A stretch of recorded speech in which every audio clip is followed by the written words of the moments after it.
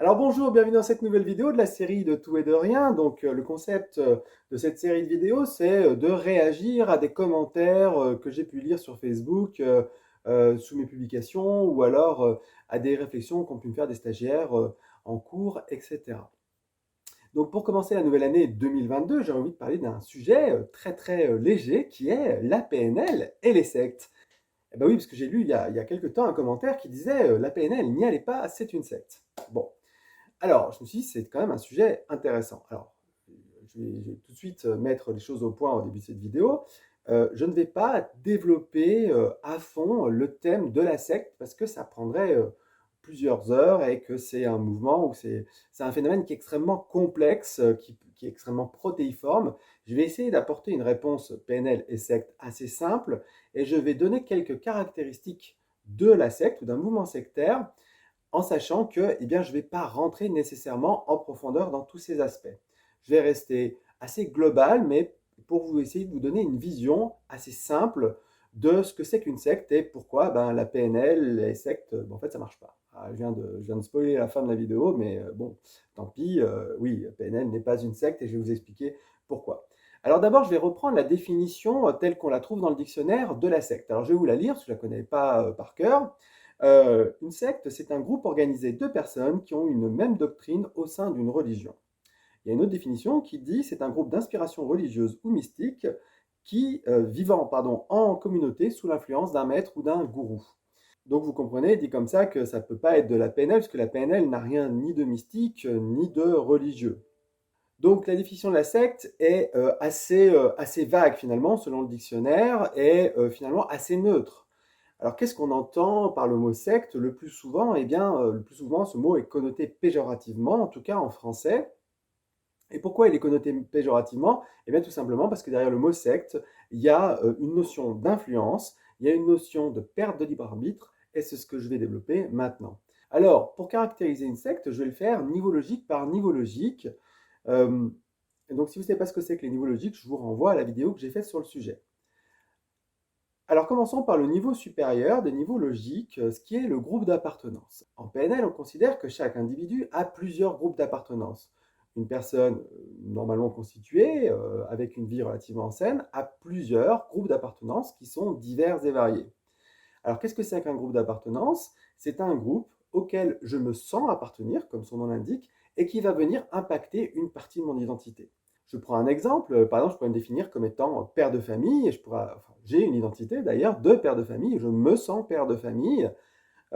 Pourquoi? Tout simplement parce que j'ai une femme, parce que j'ai un enfant, et que si je n'avais ni femme ni enfant, eh bien je n'aurais pas cette identité père de famille. Donc ma famille est en soi un groupe d'appartenance. Je me sens quand je suis chez mes parents, fils de mes parents, je me sens ce côté un peu, des fois petit garçon, etc. Je me sens, voilà, l'enfant de mes parents. Eh bien, cette identité d'enfant de mes parents n'existerait pas si je n'avais pas eu de parents. Je pourrais aussi me définir en tant qu'individu, en tant que directeur d'une association sportive, etc., etc. Ce n'est pas mon cas, hein, mais c'est un exemple. Eh bien, je pourrais me sentir vraiment hyper investi dans cette mission, dans cette identité de directeur. Pourquoi? Parce que j'ai ce groupe d'appartenance d'associations sportives qui est au-dessus de moi. Donc les groupes d'appartenance, ils sont complètement divers. Ça peut être la famille, ça peut être le travail, ça peut être la vie associative, ça peut être les amis, ça peut être la spiritualité, la religion, peu importe. La caractéristique des groupes d'appartenance, c'est qu'elles viennent nous impacter dans notre identité et je me sens vraiment, en tout cas une partie de moi, appartient donc à ce groupe. Alors si je reviens aux sectes, pour comprendre le phénomène sectaire, il faut savoir que les groupes d'appartenance, la plupart du temps, des sectes tournent autour d'un individu. En fait, la secte, elle va servir un individu ou un petit groupe d'individus, et autour de cet individu ou de ce groupe d'individus va s'agréger donc tout le groupe d'appartenance. Et donc, ce qui est important de comprendre dans le phénomène sectaire, c'est que tout le groupe d'appartenance, toutes les personnes qui composent un mouvement sectaire sont au service d'un individu ou un groupe d'individus. Alors évidemment, c'est pas comme ça qu'on vous vend le machin, hein. On vous vend le truc de façon un peu plus classe, mais globalement, le groupe est au service d'un ou quelques individus. Donc la deuxième caractéristique des groupes d'appartenance de type sectaire, c'est qu'ils sont exclusifs. Un être humain, normalement, a plusieurs groupes d'appartenance, des groupes d'appartenance divers et variés. D'ailleurs, c'est très bien d'en avoir un certain nombre, d'en avoir plusieurs avec des différentes façons de penser. Je vais revenir là-dessus, sur cette importance, un petit peu plus tard.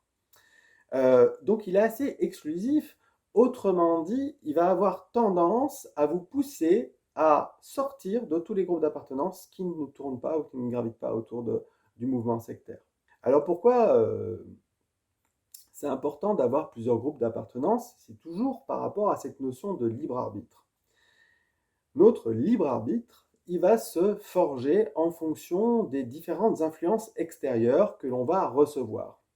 Ma propre opinion, donc, finalement, va se forger grâce aux diverses opinions, divers courants de pensée que je vais rencontrer dans mes différents groupes d'appartenance. Donc vous comprenez bien que si je n'ai plus qu'un seul groupe d'appartenance, eh bien je vais plus être capable de développer mon opinion, je vais plus être capable de faire jouer mon libre arbitre. Et finalement, je vais me mettre à avoir un seul son de cloche, le son de cloche du groupe d'appartenance exclusif auquel je suis maintenant lié. L'idée, vous l'avez compris, c'est vraiment de faire en sorte que vous perdiez votre libre arbitre. Pourquoi? Eh bien, tout simplement pour continuer à servir le ou les personnes qui sont finalement à la tête de l'organisation que vous avez rejoint ou du mouvement que vous avez rejoint. Après, si je descends d'un niveau logique, sous l'appartenance, vous l'avez compris, il y a l'identité. Donc, c'est bien mon groupe d'appartenance qui va définir mon identité. Donc, si mon groupe d'appartenance est exclusif, eh ben, mon identité va devenir elle-même exclusive. Je me sentirai plus, en tout cas, père de famille ou responsable d'une association de ceci ou de cela. Je ne me sentirai quasiment plus que membre de ce mouvement-là. Et donc, cette identité exclusive, elle est extrêmement vicieuse. Pourquoi? Parce que une identité, c'est quelque chose d'extrêmement important pour un être humain, mais notre identité, si elle est saine, elle va nous permettre de nous développer. Quand je vais me sentir bien dans une identité, quelle qu'elle soit, eh bien, je vais essayer de la développer, la faire grandir, la nourrir à mon propre service, finalement. Or là, comme l'identité, elle est exclusive et, vous l'avez compris, au service du mouvement, eh bien, vous allez finalement perdre votre identité. Vous avez l'impression d'en gagner une, mais en fait, non, elle ne vous appartient pas. C'est une identité qu'on vous a donnée, qu'on vous a prêtée, d'ailleurs, qu'on peut vous reprendre. D'ailleurs, c'est une façon de maintenir les gens sous pression, c'est la peur de la perte de cette identité qu'on vient de vous donner. Mais cette identité, elle n'est pas à votre service. Elle est au service, encore une fois, de certains membres ou de quelques membres du mouvement auquel vous vous sentez rattaché. Cette identité, elle est liée à mon humanité. Et justement, le phénomène sectaire va faire que vous allez avoir une perte d'humanité, une perte d'identité, puisque votre identité ne vous appartient pas. Je pense que j'étais assez clair là-dessus. Comme cette identité ne vous appartient pas, c'est qu'une illusion, et vous allez perdre votre identité, vous allez perdre votre humanité. Et c'est comme ça qu'on arrive, avec des mouvements religieux ou politiques, à des gens qui sont prêts à commettre des attentats, à tuer des innocents, et voire même à se sacrifier pour tuer des innocents, au nom d'une cause soi-disant supérieure. Pourquoi? Parce que la personne a tellement perdu son humanité qu'elle est prête à commettre des actes qui sont inhumains. Donc ça va être aussi une caractéristique d'un mouvement sectaire. Alors bien sûr, à différents niveaux, tous les mouvements sectaires ne vous proposent pas d'aller vous faire exploser au milieu d'un marché, bien entendu, mais tous les mouvements quand même sectaires ont une tendance à vous déshumaniser, bien qu'ils prétendent le contraire. C'est d'ailleurs une des grandes forces d'un mouvement sectaire, quel qu'il soit, c'est de vous offrir un groupe d'appartenance, et on a tous besoin de groupes d'appartenance, de vous offrir une identité, ou en tout cas une illusion d'identité, et de vous offrir de la reconnaissance, en fait une illusion de reconnaissance, puisque vous n'êtes reconnu qu'en tant que rouage et non pas en tant qu'humain. Ce qui fait que certaines personnes qui passent un moment difficile, qui ont du mal à se retrouver dans leur propre groupe d'appartenance ou dans les groupes d'appartenance existants, ou qui se sentent fragiles dans leurs différentes identités, peuvent être tentées par un mouvement qui a l'air comme ça absolument génial, puisqu'il nous offre clé en main une identité, un groupe de reconnaissance, un groupe d'appartenance et de la reconnaissance. Donc c'est vrai que quand on passe des passes difficiles, on est plus fragile et plus enclin à aller vers ce type de mouvement, tout simplement parce qu'elle nous offre ce qu'on a l'impression de ne pas avoir dans notre vie dans un moment donné. C'est la raison pour laquelle certains mouvements extrémistes vont recruter chez des jeunes qui sont en perdition identitaire, ne se sentent pas appartenir à aucun groupe, se sentent un peu délaissés par la société, et bien donc c'est plus simple d'aller recruter chez ce type de population-là, tout simplement parce que la personne a l'illusion qu'on lui offre ce que la société lui refuse. Ensuite, si je descends encore une fois dans les niveaux logiques, une secte, un mouvement sectaire va vous offrir non pas des croyances, mais un dogme. Un dogme, c'est un ensemble d'affirmations que la personne, elle doit adopter et surtout ne pas discuter. Donc le dogme ne se discute pas, c'est comme ça et pas autrement. Et bien entendu, vous l'avez compris, le dogme est aussi une façon de vous faire perdre votre libre arbitre, puisque ce que vous croyez avant de rentrer dans le mouvement n'a aucune importance, n'existe plus. Ce qui compte maintenant, c'est ce que vous croyez maintenant que vous êtes membre du mouvement. Et d'ailleurs, si vous vous mettez à croire différemment, eh bien vous risquez d'être exclu du mouvement et donc de perdre votre identité et donc de perdre la reconnaissance. Donc, il y a un dogme. Alors, le dogme, évidemment, est différent selon chaque mouvement, hein. Donc, on ne peut pas dire, voilà le type de croyance qui existe, mais globalement, c'est eh bien, le maître a toujours raison et vous devez le servir. Alors, c'est peut-être pas dit comme ça, mais c'est l'idée générale. Quant aux valeurs qui vont sous-tendre un mouvement sectaire, eh bien, c'est avant tout la loyauté. Pourquoi? La loyauté au mouvement, et après, bah, ça va dépendre du mouvement en question. Si je continue toujours dans mes niveaux logiques, on a le niveau stratégie et émotion. Alors, je ne vais pas trop parler des stratégies. Les stratégies sont surtout des stratégies d'exclusion. En gros, j'évite ce qui est différent de la secte. Donc, je vais être en stratégie d'évitement, hein. Je ne vais surtout pas aller vers ce qui est différent de moi, ou alors si j'y vais, c'est pour faire du prosélytisme, mais je vais éviter ce qui est différent, et donc stratégie d'exclusion, et on va faire de l'entre-soi, on va rester entre nous, entre gens qui avons la vérité. Et en termes d'émotion, je vais vous parler d'une émotion principale qui va être la peur. Pourquoi la peur? Parce que la peur a une vertu, c'est qu'elle va nous mettre en mode réactif. Réactif pour éviter un danger. Donc c'est génial quand il s'agit d'une peur par rapport à un problème réel, à quelque chose un danger réel, mais ça peut être extrêmement pernicieux quand il s'agit d'un danger fantasmé, et donc c'est un type de manipulation par la peur, hein. Ça c'est quelque chose que je développerai dans une autre vidéo, mais l'idée c'est de se dire, si j'arrive à créer suffisamment de stress, de tension, de peur chez la personne qui est en face de moi, je vais pouvoir lui faire faire ce que je veux en réaction à quelque chose qui n'existe pas, mais qu'elle croit qu'il peut exister. Je ne sais pas si j'ai été très clair. Je donne un exemple très simple. Si tu ne convertis pas 12 personnes dans le mois, tu iras en enfer. Bon, c'est un exemple un peu grossier, mais globalement, je vais pousser la personne à aller faire du prosélytisme en lui faisant peur, en lui faisant croire que si elle n'arrive pas à cet objectif, elle peut aller en enfer. Alors, encore une fois, l'exemple est grossier, hein, mais c'est pour que vous compreniez bien.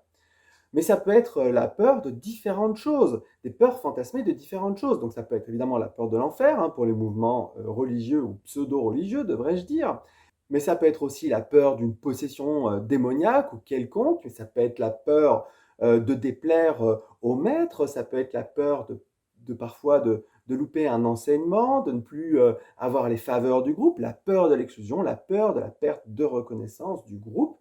Peu importe quel type de peur, l'important c'est que ça soit une peur qui ne représente pas un réel danger, mais qui soit un danger fantasmé et qui permette de manipuler la personne pour l'amener à faire ce qu'on a envie qu'elle fasse. Autrement dit, si tu ne donnes pas 10% de tes revenus à moi, qui suis le patron du business là, eh bien tu vas au choix être enlevé par les extraterrestres, mourir dans d'atroces souffrances, être rejeté par le groupe, perdre tous tes avantages ou que sais-je.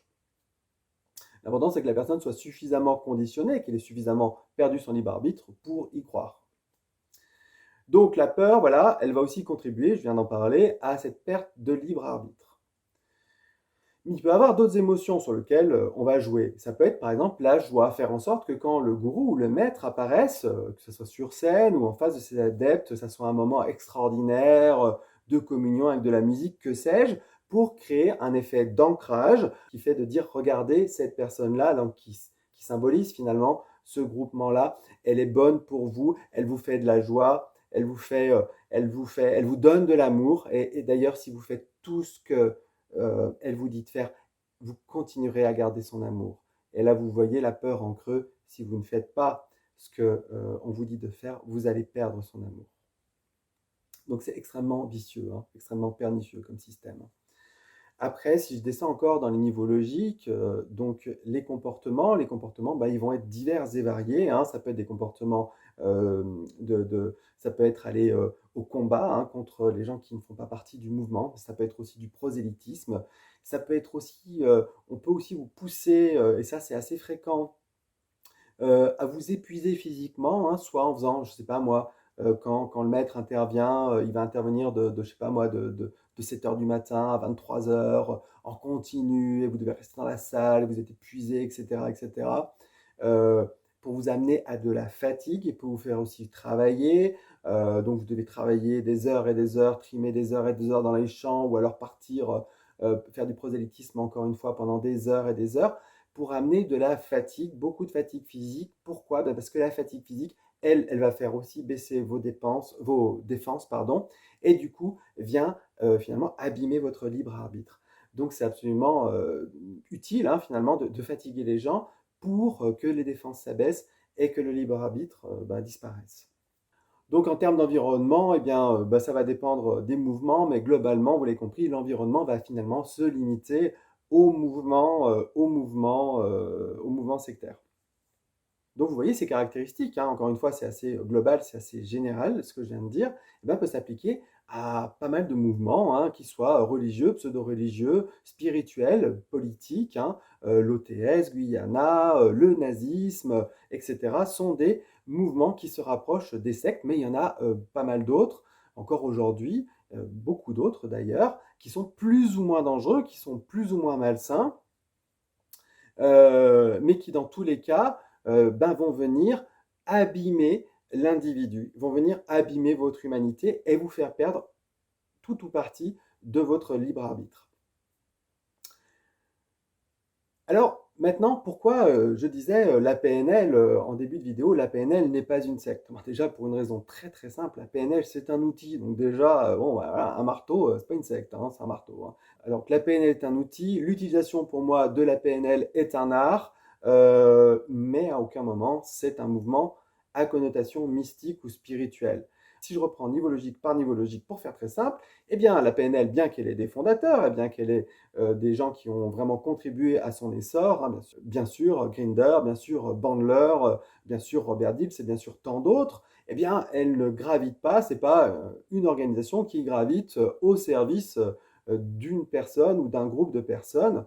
La PNL ne vous offre pas de groupe d'appartenance. C'est pas parce que vous faites de la PNL qu'on va dire tiens voilà, tu as un groupe d'appartenance, tu es reconnu en tant que PNListe ou je ne sais quoi. Non, la PNL n'offre pas de groupe d'appartenance, tout comme elle n'offre pas d'identité.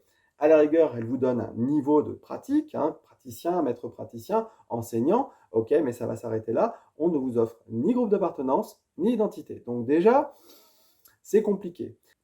Alors la PNL n'a pas de croyance, elle a des présupposés qui sont tous sauf des dogmes, j'en parlerai dans une autre vidéo, mais elle n'a pas à proprement parler de croyance. Donc la PNL ne vous offre pas de groupe d'appartenance, elle ne vous offre pas d'identité, elle n'a pas spécifiquement ni valeur ni croyance.